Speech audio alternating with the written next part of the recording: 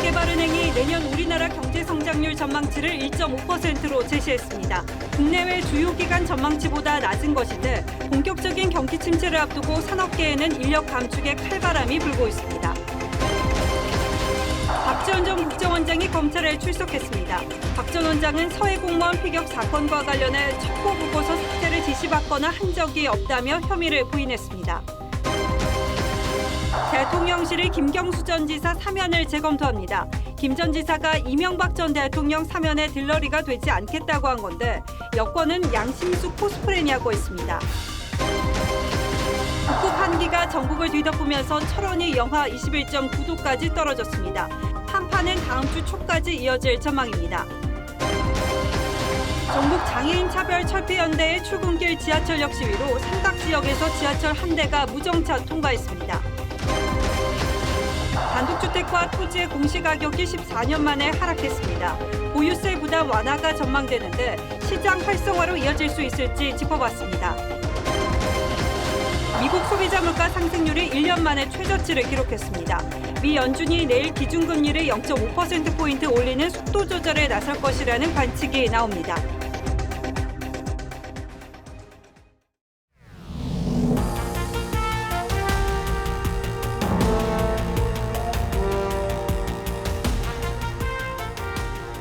시청자 여러분 안녕하십니까? 뉴스9의 신동욱입니다. 내년 경제 사정이 올해보다 더 나빠질 거란 전망이 자꾸 나오고 있습니다. 특히 경제 성장률이 1%대로 떨어질 거라는 분석이 쏟아지고 있는데 국내외 기관들에 이어서 아시아개발은행 ADB도 우리 성장률 전망치를 크게 낮췄습니다. 아시아 주요 국가 가운데 가장 큰 폭의 하향 조정이어서 더 충격적입니다.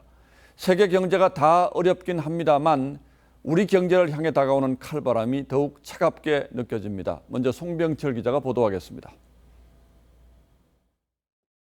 올해 초만 해도 ADB는 내년 우리 경제의 2.6% 성장을 점쳤습니다. 하지만 9월 들어 2.3%로 낮췄고 3개월 만인 오늘 또 1.5%로 크게 내려잡았습니다. 세계 경제 둔화와 에너지값 상승의 타격이 주요 원인입니다. 우리 경제가 마주한 대내외 여건은 매우 어려운 상황이며 특히 내년 상반기에 그 어려움이 가중될 가능성이 큽니다. 이런 전망은 IMF나 OECD 등 주요 기관의 예측보다 낮은 수치인데 해외 투자은행들은 아예 1% 초반의 비관적 전망까지 내놓는 상황입니다. 우리 경제가 2%대 성장률도 기록하지 못한 건 건국 초기와 석유 파동, IMF 외환 위기, 금융위기, 그리고 코로나 당시뿐입니다. 특히 지금은 과거와 달리 충격파가 덜한 채 조용히 불황의 늪에 빠져드는 게 더 큰 문제라는 분석입니다. 이미 생산과 투자, 소비는 만성부진이고 무역 적자가 처음으로 500억 달러를 넘어설 만큼 수출도 꺾였습니다. 코로나에서 회복을 완전히 하기도 전에 강한 긴축이 들어오다 보니까 경제가 이제 제대로 옛날처럼 돌아가지 못한 상황이고요. 복합 불황의 그림자가 짙어지는 가운데 현재 2%대인 정부의 성장률 전망치도 조만간 1%대로 조정될 거란 예측이 유력합니다. TV조선 송병철입니다. 이렇게 되면 피부에 와닿는 가장 큰 문제는 기업들이 투자를 줄이고 사람도 채용하지 않는다는 겁니다. 고용 한파는 이미 추운 날씨만큼이나 우리 곁에 바짝 다가왔습니다. 금융, 유통, 해운업종을 중심으로 연말 희망퇴직을 실시하는 기업이 늘고 있고 인력 감축의 칼바람은 전 업종으로 번지고 있습니다. 김충영 기자가 이어서 업계 분위기를 취재했습니다. 매장 안에 손님을 찾아보기 어렵습니다. TV, 냉장고 등 대형 가전 코너는 둘러보는 사람조차 없습니다. 경기가 냉각되면서 가전 수요가 급격히 줄어든 겁니다. 하이마트는 결국 10년차 이상 직원들을 대상으로 희망퇴직을 받기로 했습니다.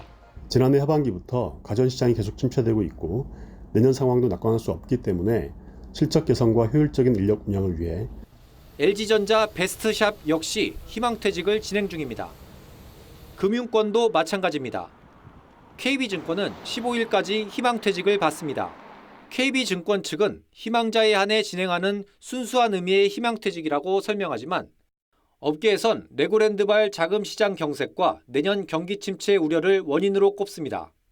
지난달 농협은행이 희망퇴직을 받았고 국민, 신한, 하나은행도 곧 신청을 받을 것으로 알려졌습니다.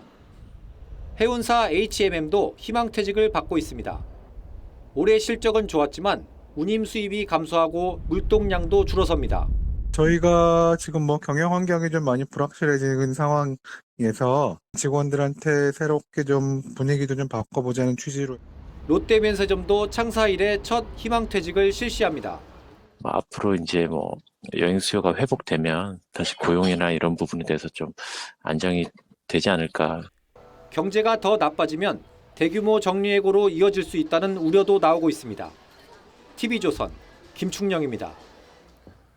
고용 한파는 이미 수치로도 나타나고 있습니다. 지난달 청년 취업자 수는 21개월 만에 처음으로 뒷걸음질 쳤습니다.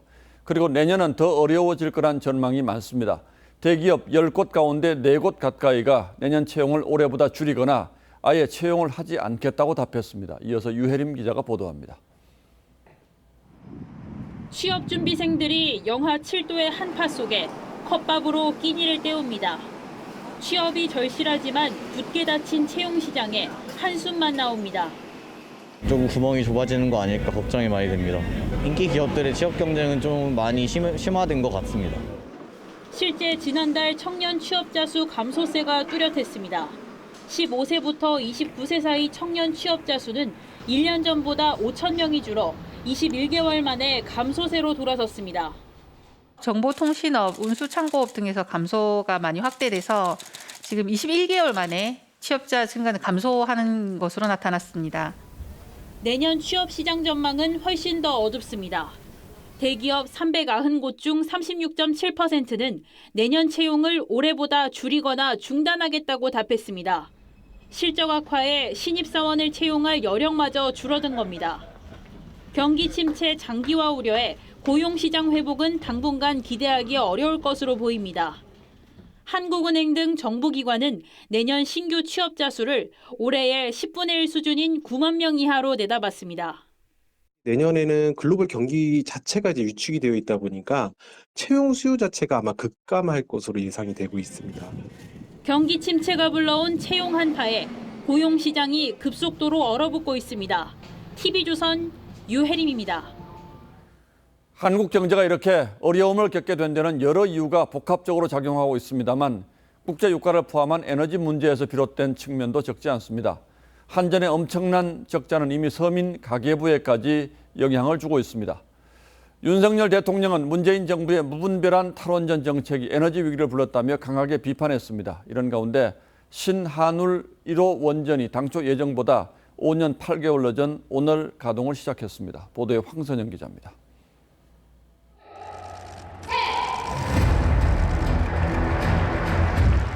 울진 지역 주민과 학생 대표들이 신한울 원전 모형에 손을 올리자 불빛이 들어옵니다. 세계 최고 수준의 기술력과 경쟁력을 자랑하며 UAE의 사막에서도 원전을 성공적으로 건설하는 윤석열 대통령은 지금의 에너지 위기 시대를 맞아 우리 경제가 수습될 수 없는 상황이 됐을지 모른다며 문재인 정부가 탈원전 정책을 무리하게 추진했다고 진단했습니다. 그러면서 탈원전 정책을 폐기하고 정상화했다며 원전 생태계 복원을 약속했습니다. 지난 5년 동안 바보 같은 짓을 안 하고 이 원전 생태계를 더욱 탄탄히 구축했더라면은 문재인 정부 출범 직전인 2017년 4월 가동 예정이었던 신한울 1호기는 안전성 평가와 허가 과정의 지연으로 예정보다 5년 8개월 늦게 가동에 들어갔습니다. 대통령실은 소형 모듈 원전 개발과 원전 수출을 공약대로 이행하겠다고 했습니다. 신한울 3, 4호기 건설 일감이 본격적으로 공급돼 내년에만 총 2조 원 이상의 원전 일감이 생길 것으로. 문재인 정부의 주요 정책들이 잇따라 폐기 수순을 밟고 있는 가운데 내일 열릴 국정과제 점검회의에서 윤석열 정부의 개혁 로드맵이 더 뚜렷하게 드러날 것으로 보입니다. TV조선 황선영입니다. 서해상에서 북한군에 사살된 고 이대준 씨의 유족들이 문재인 전 대통령을 직무유기 혐의로 검찰에 고소했습니다. 박지원 전 국가정보원장은 관련 자료 삭제를 지시한 혐의로 오늘 검찰에 소환됐습니다. 취재기자 연결합니다. 황민지 기자. 네, 서울중앙지검에 나와 있습니다. 박 전 원장이 오늘 오전에 출석했다고 하는데 조사가 상당히 길어지는군요. 네, 박지원 전 원장은 오늘 오전 9시 50분쯤 이곳 서울중앙지검에 출석해 10시간 가까이 조사를 받았습니다. 야간 조사는 하지 않는 것으로 확인됐는데요. 아직까지 청사 밖으로 모습을 드러내고 있지는 않습니다. 7월 국정원 초기 보고서와 군 감청 첩보 삭제를 지시한 혐의 등으로 고발된 지 5개월 만입니다. 박 전 원장은 검찰에 나오며 서해 피격 공무원 관련 첩보 보고서 삭제 지시 혐의를 부인했습니다. 어떠한 삭제 지시도 받지 않았고 직원들에게 무엇도 삭제하라는 지시를 하지 않았습니다. 하지만 검찰은 공무원 이대준 씨 피격 다음 날인 2020년 9월 23일 관계장관 회의 직후 국정원 첩보 보고서가 삭제된 정황을 확인하고 박 전 원장에게 경위를 추궁한 것으로 알려졌습니다. 검찰은 서훈 당시 안보실장이 박 원장에게 삭제를 지시한 것으로 보는데 조사가 끝나는 대로 먼저 조사한 노영민 전 청와대 비서실장과 함께 박 전 원장 신병 처리 여부를 결정할 방침입니다. 고 이대준 씨 유족은 문재인 전 대통령을 직무유기 등 혐의로 검찰에 고소했습니다. 은폐와 조작의 현실에 관련자들과 최고 책임자였던 문재인 전 대통령의 고발장을 오늘 제출합니다. 유족까지 고소하면서 검찰은 문 전 대통령이 당시 참모로부터 어떤 보고를 받고 지시를 내렸는지 등을 조사할 수 있다는 관측이 나옵니다. 서울중앙지검에서 TV조선 황민지입니다. 예, 보신 것처럼 박 전 실장은 자료 삭제 지시를 받은 적도 없고 지시한 적도 없다고 혐의를 강하게 부인하고 있습니다. 서훈 전 실장도 마찬가지죠. 하지만 당시 회의에 참석했던 안보실 비서관들은 이게 덮을 수 있는 일이냐며 강하게 반발한 것으로 알려졌습니다. 핵심 당사자들은 일관되게 혐의를 부인하고 있지만 검찰이 확보한 다른 진술들은 그들의 주장과 상당한 차이가 있다는 뜻이죠. 조성호 기자가 취재했습니다. 서훈 전 국가안보실장은 공무원 이대준 씨가 서해상에서 북한군에 피격된 사실을 숨김없이 밝혔다고 주장해왔습니다. 오히려 은폐를 안 한 겁니다. 있는 그대로 국민들한테 밝혔던 것이고요. 하지만 검찰은 서 전 실장이 이씨 피격 다음 날 열린 비서관회의에서 직원들 입단속을 한 정황을 잡았습니다.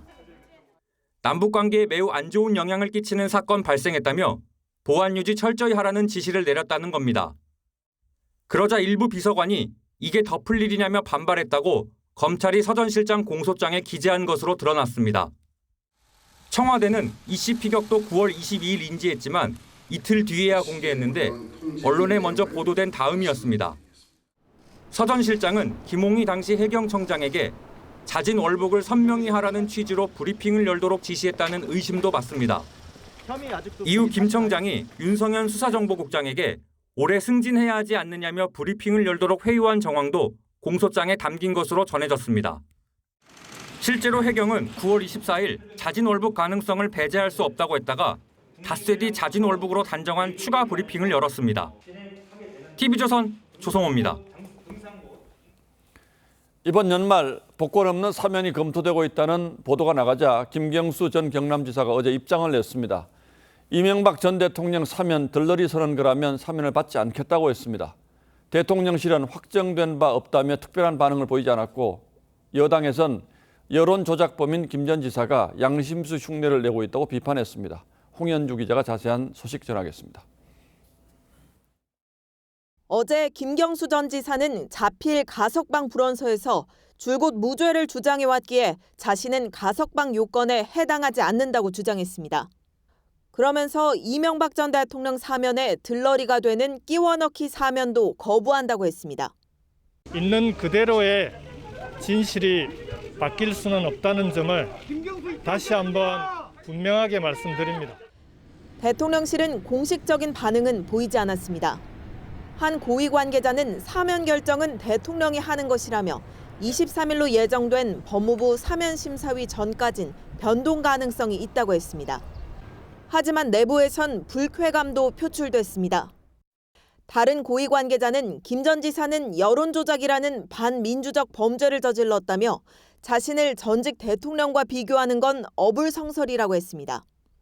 김 전 지사는 2017년 대선을 전후해 드루킹과 공모해 문재인 당시 후보에게 우호적인 댓글을 조작한 혐의로 대법원에서 징역 2년형이 확정됐습니다. 국민의힘은 문재인 정부 시절에 김명수 대법원에서 유죄가 확정됐다는 점을 강조하며 여론을 조작해놓고 양심수 행세를 한다고 비판했습니다. 독립운동하다 투옥된 독립투사라도 되는 줄 착각하겠습니다. TV조선 홍현주입니다. 산적한 국회 현안을 두고 민주당 이재명 대표는 이틀째 충청도 민생 투어라는 걸 하고 있습니다. 하지만 민생보다는 현 정부 비판과 자신이 받고 있는 수사에 대한 억울함을 토로하는 데 많은 시간을 할애했습니다. 대한민국 민주주의가 유신 시대 이전으로 후퇴했다고 주장했습니다. 시준만 기자가 취재했습니다. 이재명 대표가 SK 하이닉스 공장 안에 마련된 간담회장에 들어섭니다. 현장 민심을 듣겠다며 이틀째 민생 투어에 나선 이 대표는 반도체 관계자들과 대화를 하고 시장과 문화원을 찾아 시민들을 만났지만 메시지는 윤석열 대통령과 정부에 대한 비판에 집중됐습니다.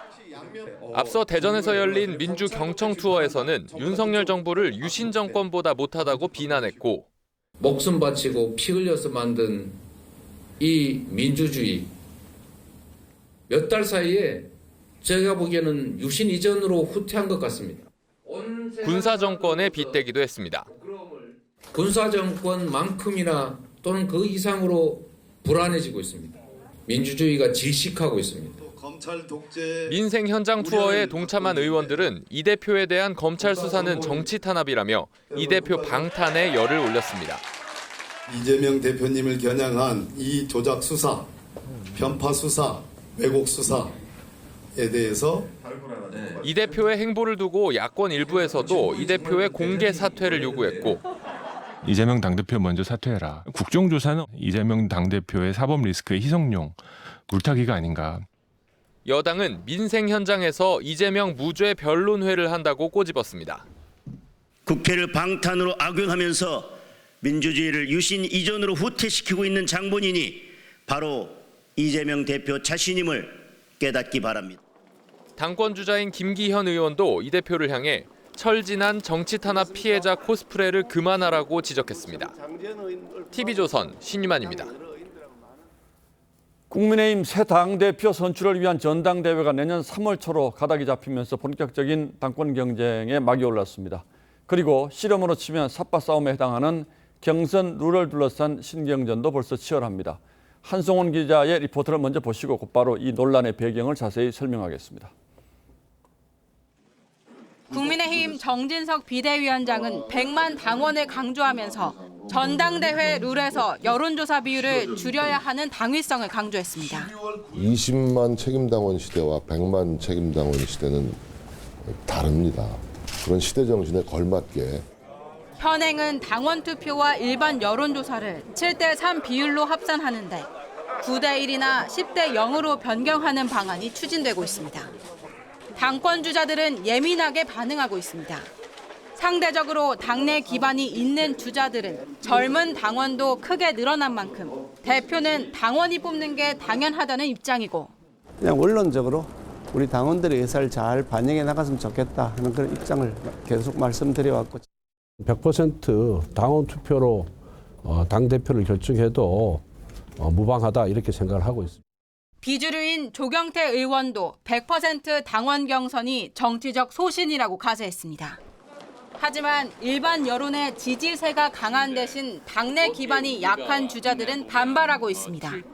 2,400만 우리 지지자들은 의견이 반영할 수 있는 통로를 전혀 없다. 자기들 마음대로 저를 떨어뜨리기 위해서 룰을 바꾼다. 축구 한참 하다가 그냥 골대 옮기고. 당 지도부는 다음 달 초쯤 룰 개정을 마무리할 예정입니다. TV조선 한송원입니다. 자, 보신 것처럼 논란의 핵심은 현행 당심 7, 민심 3으로 되어 있는 반영 비율을 어떻게 바꿀 것인가에 있는 것 같습니다. 대체적인 당내 분위기는 당원들의 의사를 좀 더 반영하자는 쪽인데 그 비율을 두고는 이견이 있습니다. 김아림 기자에게 자세히 물어봐 드리겠습니다. 자, 김 기자 어서 오십시오. 일단 전당대회 룰이라는 건 누가 결정을 하는 겁니까? 네, 최종적으로는 비상대책위원회가 결정을 내립니다. 예. 내부 분위기는 현행 룰 당원 투표 70% 대 국민 여론조사 30%에서 당원 투표 비율을 90에서 100%까지 올리겠다는 안이 유력합니다. 비대위원 일부가 현행 룰을 유지하자는 입장을 가지고 있긴 하지만요. 소수 의견에 불과합니다. 자, 그러니까 국민 여론조사 비중을 좀 줄이자 이런 얘기군요. 이유가 있지 않겠습니까? 네, 무엇보다 지난 대선을 거치면서 당원이 한 3배 정도 늘었고요. 세대도 다양해졌다는 점을 비대위는 강조합니다. 다시 말해서 국민 여론을 따로 묻지 않아도 당원 구성에 충분히 반영이 되어 있다는 뜻입니다. 정진석 비대위원장 발언 들어보시죠. 40대 이하 당원이 한 30% 정도 되지 않을까. 상당히 그 균형 있는 당원 구조가 지금 형성되어 있다고 보고요. 자, 그러니까 지금 방금 정 위원장도 얘기를 했지만 국민의힘 당원 그러면 50대 이상 연령이 좀 높은 분들이 많을 걸로 생각하는데 이 세대 비중이 좀 개선이 됐다 이런 뜻이군요. 네, 맞습니다. 실제 저희가 12월 기준 연령별 국민의힘 당원 분포도를 입수를 했는데요. 20대 7.86, 30대 9.99, 40대 14.92%로 40대 이하가 33%로 전체 당원의 3분의 1을 차지했습니다.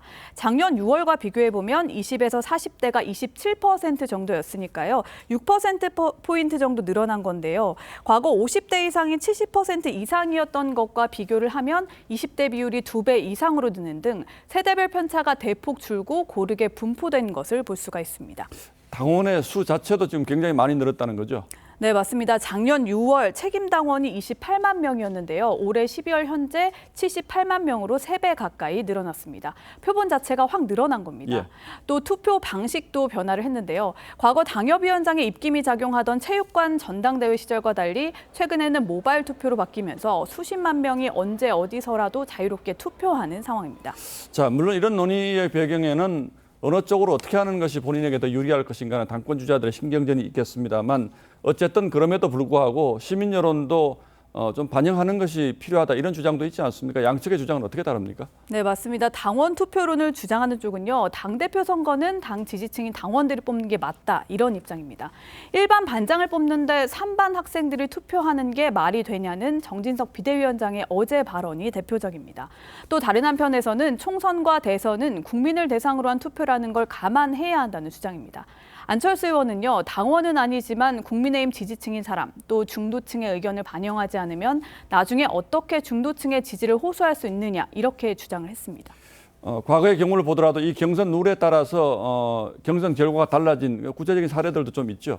네, 2가지 사례를 말씀드리면요. 지난해 전당대회에서 이준석 전 당대표는 당원 투표에서는 나경원 당시 후보에게 졌지만 여론조사에서 이겨서 당대표가 됐습니다. 또 유승민 전 의원은 지난 경기도지사 후보 경선 당시 여론조사에서는 김은혜 후보를 앞섰지만 당원 표심에서는 2배 이상 지면서 패배했습니다. 예. 결국 인지도가 있는 안철수 의원과 유승민 전 의원은 여론조사 비율을 유지해야 유리하고요. 당내 기반이 있는 김기현, 권성동 의원은 당원 비율을 더 늘려야 이익인 셈입니다. 특히 전대 룰이 당원 비율 90%나 100% 이렇게 확대로 결정된다면요. 일부 당원 주자들의 출마 포기가 나올 수도 있는데요. 연쇄적으로 전당대회 구도 자체가 변할 가능성이 큽니다. 예, 잘 알겠습니다. 지금까지 분위기로 보면 조금 민심의 반영 비율을 조금 줄이는 쪽으로 가는 건 거의 이제 확실해 보이는데 그 비중이 얼마나 될지는 좀 지켜봐야 되겠군요. 예, 김아림 기자 잘 들었습니다.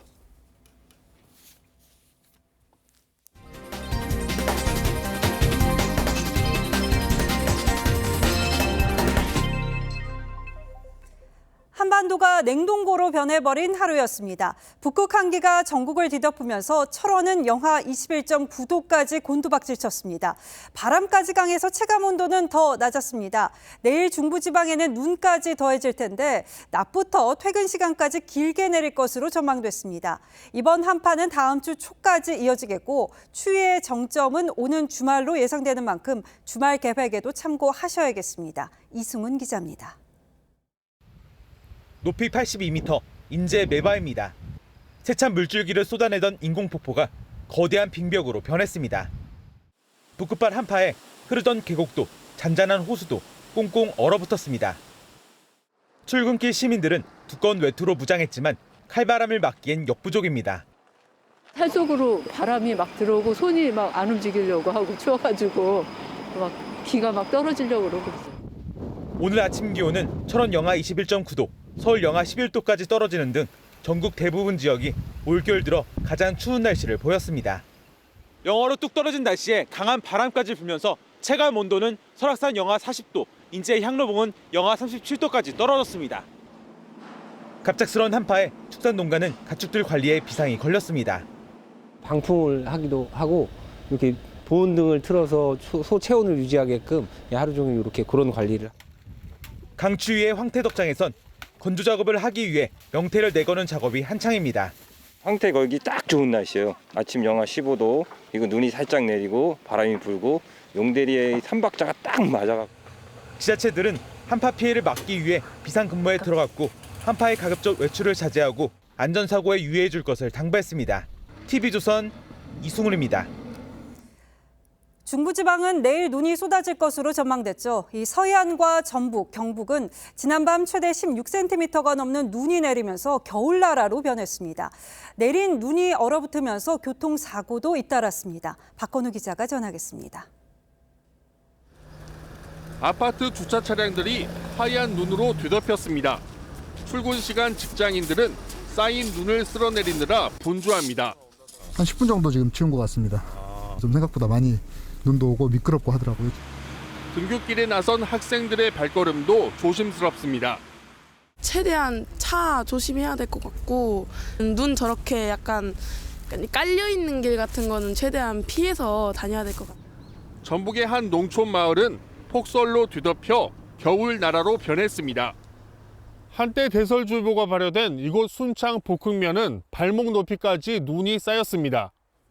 주민들은 집 앞 눈을 치우느라 온몸이 뻐근할 정도입니다. 춥고 날씨가 아주 좋아서 힘들죠. 뭐 허리가 아파도 해야 하지 않겠습니까? 오늘 경북 문경은 16.1cm로 가장 많은 눈이 쌓였고 충북 충주가 15cm 등을 기록했습니다. 폭설에 사고도 잇따랐습니다. 오늘 낮 1시쯤 전북 완주의 한 고속도로에서 26톤 화물 트럭이 눈길에 넘어져 50대 운전자가 경상을 입었습니다. 이 밖에도 간판 추락과 차량 미끄러짐 등 사고가 속출했고 충북에서만 눈길 교통사고 20여 건이 발생했습니다. 기상청은 내일 서울에 최대 8cm의 눈이 내리는 등 중부지방에 대설 예비특보를 발령하고 눈이 그친 뒤 다음 주 초까지 강추위가 이어질 것으로 전망했습니다. TV조선 박건우입니다. 살아생전 누구의 도움도 받지 못하다가 시간이 흐른 뒤 발견되는 죽음을 고독사라고 하죠. 2년 전 고독사 예방법이 제정됐지만 그동안 실태 파악도 안 됐던 상황인데요. 정부가 내년 고독사 예방책을 내놓기에 앞서서 실태 조사를 벌였습니다. 여성보다 남성 고독사가 많았고 5, 60대 중년층에서 심각한 걸로 나타났습니다. 특히 이 고독사는 1인 가구 증가와도 무관치 않았습니다. 보시다시피 국내 1인 가구는 2005년 20%대에서 작년에는 33%까지 증가했습니다. 2050년에는 10가구 중에서 4가구가 1인 가구가 될 전망입니다. 소통 단절이 나은 상황을 차정승 기자가 좀 더 설명드리겠습니다. 지난 4월 서울 관악구의 30대 남성이 자택 화장실에서 숨진 채 발견됐습니다. 한 달 동안 연락한 사람이 없다고 토로할 정도로 고립이 심각했습니다. 서울 강동구의 70대 남성도 홀로 살던 반지 앞방에서 숨진 지 보름쯤 후 발견됐습니다. 거동을 못하거나 뭐 그런 건 아니었으니까 장염 때문에 돌아가셨나. 주변과 단절된 채 홀로 임종을 맞고 뒤늦게 발견되는 고독사는 지난해 3,378명으로 5년 새 40%가량 급증했습니다. 발생 장소는 주택이 가장 많았고 최초 발견자는 형제와 집주인 비율이 비슷했습니다. 특히 여성보다 남성이 4배 이상 많았고 5, 60대 중년층이 절반 이상을 차지했습니다. 퇴직과 노화가 급격히 찾아오는 중장년 남성들이 고립감을 심하게 겪기 때문이란 분석입니다. 생활관리가 잘 안 되고 만성질환을 가지고 있는 분들이 혼자서 사망하시고 고독사 예방을 위해선 은퇴나 수급 탈락 등 경제적 변화를 파악해 네트워크를 통한 초기 발견 시스템이 필요하다는 지적입니다. 정신적인 고립이라든지 우울감을 좀 완화시킬 수 있는 연계 이런 것들 지역 자원들을 어떻게 활용해서 정부는 이번 첫 실태조사 결과를 바탕으로 내년 초 제1차 고독사 예방 기본 계획을 발표합니다. TV조선 차정수입니다. 전국 장애인 차별철폐연대 전장현이 출근길 벌인 지하철 시위에 서울시가 처음으로 무정차 통과로 대응했습니다. 지하철역 무정차에 앞서서 전장현 회원들은 열차 안으로 사다리를 반입하려고 해서 역내에서는 혼란이 일었습니다. 임서인 기자입니다. 출근 시간 서울 지하철 4호선 삼각지역. 사다리를 든 전장현 회원이 지하철 탑승을 시도합니다. 줄만 닫고 출발하세요. 하지만 역에 들어선 지하철이 문도 열지 않고 그대로 통과합니다. 서울시가 전장현 시위로 지하철 운행이 방해되면 무정차 통과하겠다고 밝힌 뒤 처음 시행된 겁니다. 휠체어가 15대잖아요. 어제 2대고. 오늘은 철제 사다리도 가져오고. 서울교통공사 측은 무정차 시 승객 불편을 줄이려고 임시 셔틀버스를 마련했습니다. 상행선 열차 한 대가 삼각지역을 무정차 통과하면서 이곳 숙대 입구역과 신용산역 구간을 오가는 셔틀버스가 약 30분간 운행됐습니다. 전장현 측은 지하철 무정차 조치에 대해 장애인과 비장애인을 갈라치는 혐오 정치 수단이라고 비판했습니다. 장애인과 비장애인을 갈라치는 방식 이렇게 부닥치면서까지 왜 하는지에 대해서 좀 심각하게 생각하시고 전장현 측은 장애인 이동권과 노동권 등을 위한 장애인 권리 예산 국회 통과를 요구하며 지난해 12월부터 지하철 시위를 이어오고 있습니다. TV조선 임서인입니다. 정부가 주 52시간제를 지키기 힘든 직원 30인 미만 사업장에 한해서 한시적으로 일주일에 8시간씩 추가 연장 근로를 허용해 왔는데요. 이 제도가 이달 말이면 끝납니다. 인력난에 시달리는 현장에서는 연장 근로 없이는 사업을 이어가기 힘들다는 하소연인데요. 해결책은 없는지 이유경 기자가 살펴봤습니다. 20년 넘게 자동차 정비업소를 운영하고 있는 황인환 대표. 밀려드는 주문에 직원을 더 뽑고 싶지만 사람 구하기는 하늘의 별 따기입니다. 자동차 정비를 배우려는 사람이 없습니다. 근데 이게 외국 근로자도 지금 숙련법이 필요하기 때문에 함부로 쓸 수도 없고 저희 업종은 진짜 엄청나게 지금 인력난 때문에 8시간 추가 연장 근로로 작업량을 맞춰왔지만 이마저 끝나면 버티기가 어렵습니다.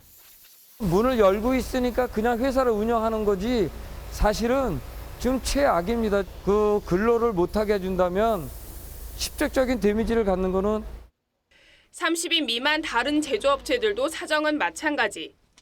한 조사 결과 10곳 중 9곳이 추가 연장 근로제를 활용하고 있는데 제도가 없어지면 일감을 소화하지 못해 영업이익이 줄어드는 등 어려움을 겪을 것이라고 우려했습니다.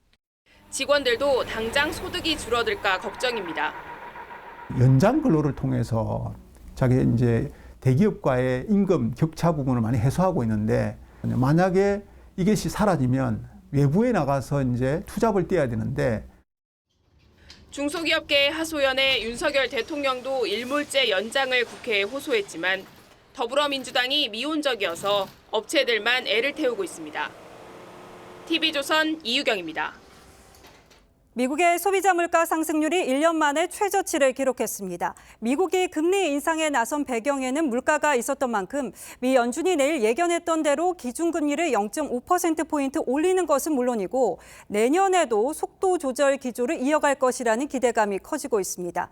덕분에 미국 상황을 예의주시하던 한국은행은 한숨 돌릴 수 있게 됐습니다. 이 한은이 내년 상반기 0.25%포인트 올리는 속도 조절에 나설 것이라는 관측이 나옵니다. 변지영 기자입니다.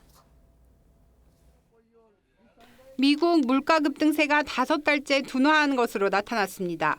지난달 소비자 물가 지수는 7.1% 올랐습니다. 지난해 12월 이후 최소 상승폭입니다. 시장의 예상치도 밑돌았습니다. The November inflation report provided an early holiday gift for all Americans. 미국 언론들은 여전히 물가는 높은 수준이지만 상승세는 정점을 찍었다는 해석이 나온다고 전했습니다. 그래서 향후 연방준비제도가 금리 인상폭을 완화하는 데도 힘이 실릴 거란 관측이 나옵니다. 일단 연준은 내일 새벽 기존의 예상처럼 금리를 0.5%포인트 올리는 빅스텝을 밟을 게 유력합니다. 관건은 내년도 금리 인상 속도인데 보폭을 줄이는 메시지를 내놓을 거란 기대감이 커집니다. 다만 7%대의 물가 상승률은 연준의 목표인 2%대와는 차이가 큰 데다 우크라이나 전쟁 같은 변수들이 얽혀 있어 안심하긴 이릅니다. Make no mistake, prices are still too high.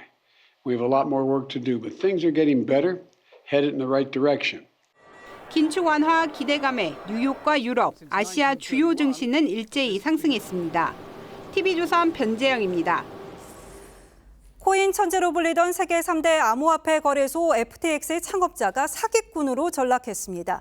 미국 검찰이 역사상 최대 금융사기라면서 이 뱅크먼 프리드를 기소했습니다. 검찰은 혐의가 모두 인정되면 최대 115년형 평생 옥살이를 해야 할 수도 있다고 전했는데요. 파산 신청한 회사를 그동안 시스템도 없이 방만하게 운영했다는 폭로도 나왔습니다. 박상준 기자입니다. FTX의 창업자 샘 뱅크먼 프리드가 바하마 법원에서 빠져나옵니다. 바하마의 피신에 있다가 이틀 전 체포됐는데 도주 우려로 보석 신청이 기각됐습니다. 미 검찰은 뱅크먼 프리드를 사기와 돈 세탁, 불법 선거자금 공여 등 8개 혐의로 기소했습니다. 고객 돈으로 호화 부동산을 구매하고 정치 후원금을 빼돌리는 등 공소 사실이 인정되면 최대 115년형을 받을 수도 있습니다. But I think it's fair to say that by anyone's lights, this is one of the biggest financial frauds in American history. FTX는 세계 3대 가상화폐 거래소로 기업 가치가 44조 원에 달했지만 재무부실 유혹 등으로 지난달 파산을 신청했습니다. 파산 절차를 진행하고 있는 존 레이 신임 FTX CEO는 그동안 FTX가 주먹 9구식으로 운영돼 왔다고 폭로했습니다. 온라인 채팅방에서 청구서와 비용이 교환됐고 회계사는커녕 제대로 된 프로그램도 이용하지 않았다고 했습니다. We're dealing with literally a sort of a paperless bankruptcy in terms of how they created this company. It makes it very difficult to trace and track. 미 증권위원회도 뱅크먼 프리드가 처음부터 투자자들을 속이는 음모를 꾸몄다며 민사 소송을 제기했습니다. TV조선 박상준입니다. 다음 뉴스입니다. 내년에는 부동산 세금 부담이 조금 줄 것 같습니다. 전국의 단독주택과 토지 공시가격이 6%가량 내년에는 내려갈 걸로 보이는데 그동안 오르기만 하던 공시가가 이렇게 하락하는 건 글로벌 금융위기 이후 14년 만에 처음이라고 합니다. 더 구체적인 내용은 김연아 기자가 전하겠습니다.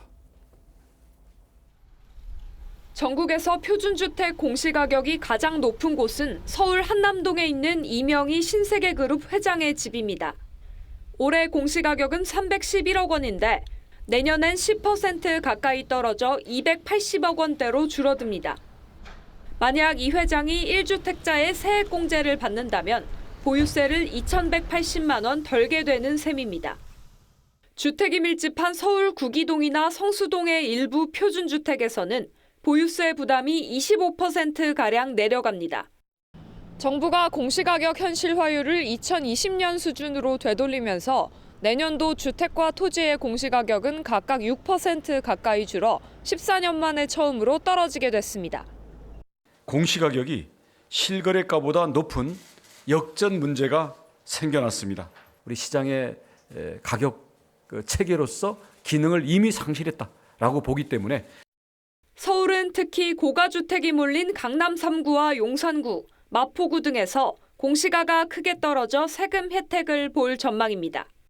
토지나 주택과 달리 올해 시세가 떨어진 아파트는 공시가 낙폭이 더 클 수 있다는 분석도 나옵니다. 공동주택과 관련된 공시가격도 당연히 떨어질 것이라고 또 시장에 그런 시그널을 보내는 것이라고 판단이 됩니다. 아파트와 빌라 등 표준 공동주택 공시가격은 내년 3월 공개됩니다. TV조선 김예나입니다. 보신 것처럼 공시가 손질로 세 부담이 줄어들면서 부동산 소유주들은 당장 숨통이 좀 트이게 됐습니다. 그러나 관건은 정부의 이런 대책이 얼어붙은 부동산 시장을 얼마나 녹일 수 있느냐는 건데 전망은 어둡습니다. 왜 그렇게 보고 있는지 정수양 기자가 그 이유를 취재했습니다. 집값 하락에 따른 공시가와 시세 역전 현상에 불만을 터뜨렸던 납세자들은 정부 발표에 한숨 돌렸다는 반응입니다. 그동안에 너무 많이 오른 거가 많기 때문에 정부에서 그 하향 조정해 주는 것이 아주 시기적절하고, 전문가들은 줄어든 세부담이 부동산 연착륙에 도움을 줄 것으로 보고 있습니다. 재산세나 이 보유세 자체가 낮아지면 부동산 거래에는 도움을 줍니다. 하지만 거래 활성화로 이어지기엔 역부족이란 지적입니다.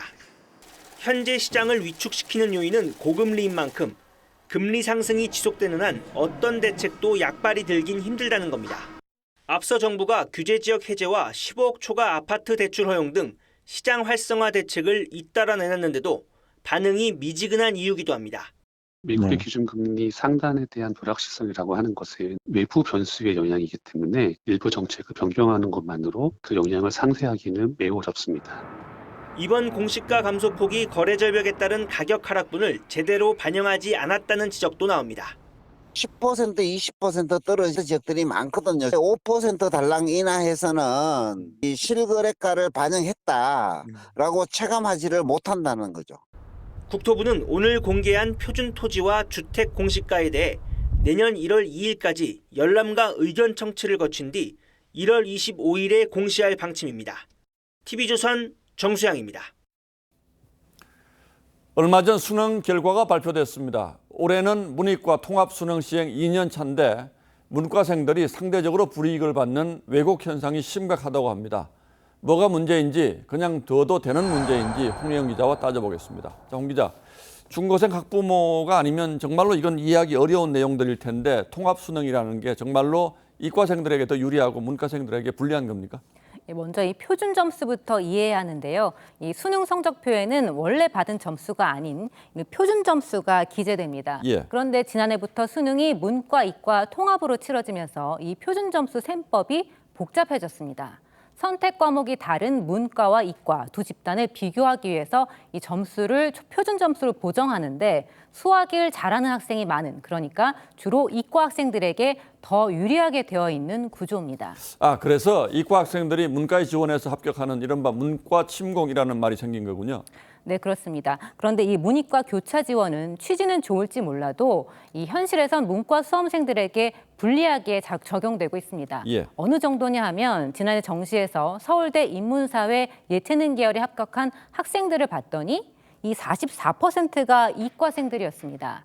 서울의 다른 상위권 대학은 50에서 60%로 그 비율이 더 높습니다. 심각하군요. 그렇지만 반대 경우, 그러니까 문과생들이 이과로 지원할 수도 있지 않습니까? 네, 그런데 그건 사실상 불가능한 구조입니다. 이과생은 인문계에 그냥 지원할 수 있는 반면 이 문과생이 의대 같은 이공계로 지원하려면 대학마다 이과생이 보는 미적분이나 과학탐구 점수를 요구하기 때문입니다. 상황이 이렇다 보니 대학에서 인문계열을 가고 싶은 학생도 고등학교에서는 울며 겨자 먹기로 이과를 지원해서 수학을 공부하는 이 기현상이 벌어지고 있습니다. 어쨌든 문과생으로서는 억울하기 짝이 없는 일인데, 그러나 어쨌든 이 취지 자체가 통합 전형의 취지가 그런 것 아니었나요? 네, 그건 그런데요. 인문계열 대학에 온 이과생들 가운데서도 적성에 맞지 않아서 다시 수능을 준비하는 경우가 많다고 합니다. 서울의 한 상위권 대학 인문대 교수는 1학년이 꼭 들어야 하는 필수 과목인데도 수강 신청도 아예 안 하는 학생이 많아졌다면서 이 수업 분위기도 달라졌다고 했습니다. 문제가 분명히 있는 것 같은데 이 표준 점수라는 것을 좀 보완해서 이런 문제점을 좀 해소할 수는 있지 않을까요? 네, 그런데 이 계산하기도 복잡한 표준 점수를 왜 이렇게 만들었는지 입시 전문가들조차도 이해하기 어렵다는 게 가장 큰 문제입니다. 게다가 이 투명하게 공개되지 않다 보니 수험생들과 학부모 그리고 입시 교육 현장에서 혼란만 더 커지고 있습니다.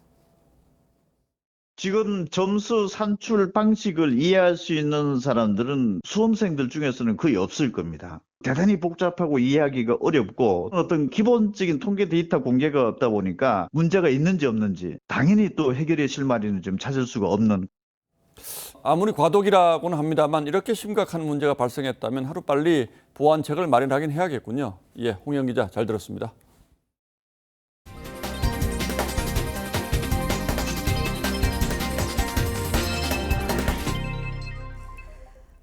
우리가 폴란드에 수출한 K9 자주포 인수 행사에 폴란드 대통령이 직접 참석해서 환영했다는 소식 전해드렸는데요. 이 가성비 좋은 우리 K9 자주포를 찾는 국가들이 늘고 있습니다. 우크라이나 주변 국가의 육군을 파병한 캐나다도 우리나라의 K9 자주포 긴급 물량을 요청한 것으로 확인됐습니다. 고민성 기자의 단독 보도입니다.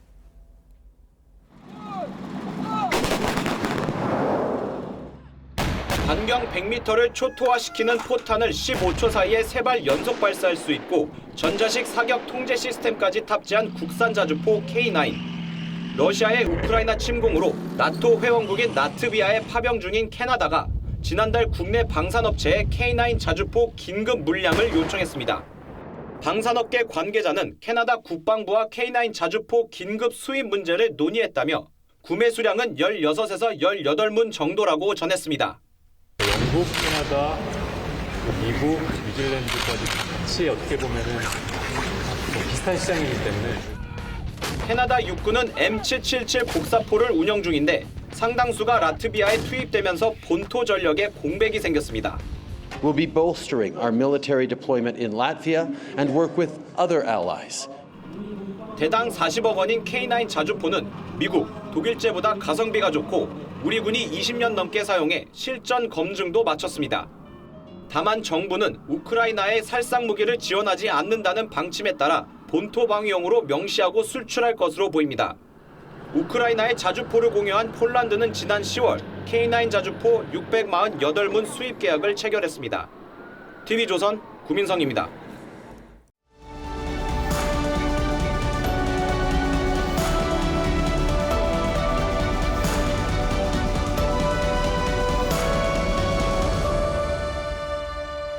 고등학교가 아니 없어지니 있으니 그 소리를 하면서 들었거든. 10년 전 경남 함양 안이고 입학식에서 78살 정가변 할머니가 학생들에게 당부했습니다. 나는 못 배웠지만 너희들은 열심히 배워야 한다. 1억 원 통장을 장학금으로 전달하던 날이었죠.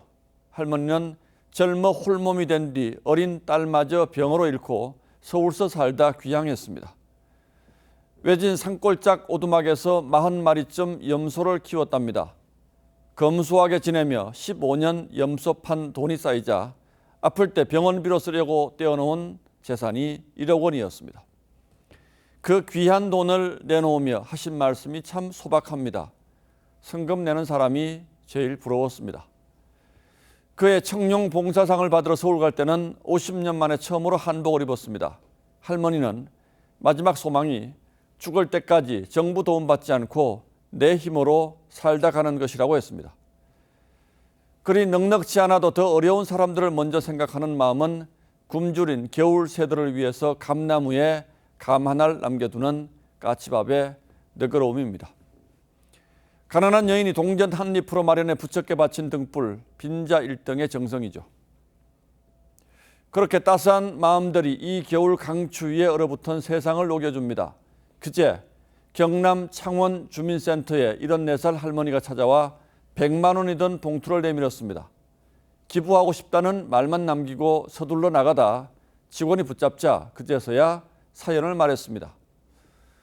별다른 소득 없이 기초연금과 국민연금으로 생활하던 할머니는 작년 말 문득 더 어려운 이웃을 돕고 싶었다고 했습니다. 살며 처음으로 폐지 모으기를 시작해 한 해 동안 매일 동네를 돌며 모은 돈이라고 했죠. 하지만 끝내 성함은 밝히지 않았습니다. 열흘 전 인천 옹진군 면사무소에서도 어느 할머니가 검은 비닐봉지를 건네고 서둘러 떠났습니다. 봉지에는 한 달 기초생활급여와 함께 재활용으로 모은 것이니 좋은 곳에 써달라는 편지 그리고 65만 원이 들어있었습니다. 마을 공공근로를 하면서도 기초급여까지 보태 벌써 3번째 하는 익명의 기부였습니다. 경기도 고양의 능곡교회는 130년 역사를 품은 초기 기독교의 단단한 초석 중에 하나입니다. 첫 교회당을 지은 지 100년을 기려 세운 성전은 기도하는 손 모양을 하고 있습니다. 그 성스럽고 간절한 바람을 보며 겨울날 노시인의 기도를 떠올립니다. 내가 추운 사람이라면 나보다 더 추운 사람을 생각하게 하여 주옵소서. 내가 가난한 사람이라면 나보다 더 가난한 사람을 생각하게 하여 주옵소서. 12월 14일 앵커의 시선은 더 낮은 곳으로 였습니다.